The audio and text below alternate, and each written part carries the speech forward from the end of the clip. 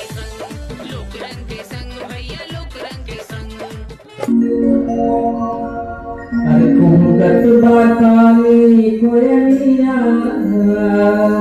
अरे कुहकत बाताली कोयलिया, गोरी अम्मा के डरिया, कुहकत बाताली कोयलिया, गोरी अम्मा के डरिया, अम्मा के डरिया हो अम्मा के डरिया, अम्मा के डरिया हो अम्मा के डरिया।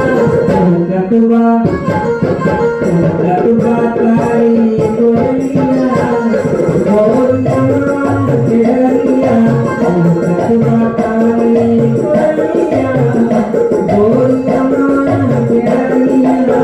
हमारे कार्यक्रम का नाम होगी लोक रंग सुरों के संग।